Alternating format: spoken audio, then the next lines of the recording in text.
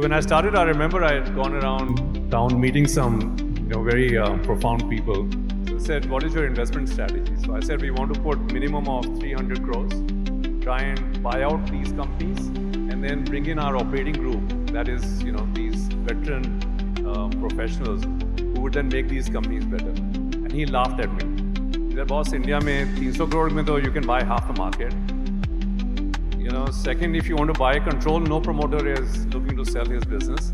And if you think that you can actually, as an American investor, tell Indians how to, improve their businesses, forget about it." But so, in one kind of, sentence, you can encapsulate the journey that India has seen in the last 20 years. We are now a $5 trillion economy. Haldiram, which was the biggest transaction ever to be pursued by private equity, will be an 80,000 crore type of a transaction. $10 billion. So at that time, 50 million seemed enormous. Today, $10 billion is something that comes very naturally.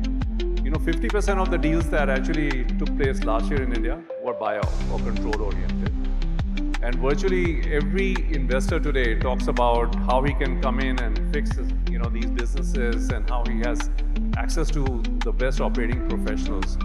So I think that in that one sentence, you can understand how far India has come. And I think there have been a lot of contributing factors to that. Obviously, I think where India stands today is unique. And if you look at some of the other major countries around the world, US went through this whole private equity-led, transformation in the 80s and the 90s, when the, GDP growth was very strong. The stock market appreciated by 15% a year. China went through that for almost 20 years. I think the story in India is just starting now. And so it needs, strong leadership, governance, and compliance.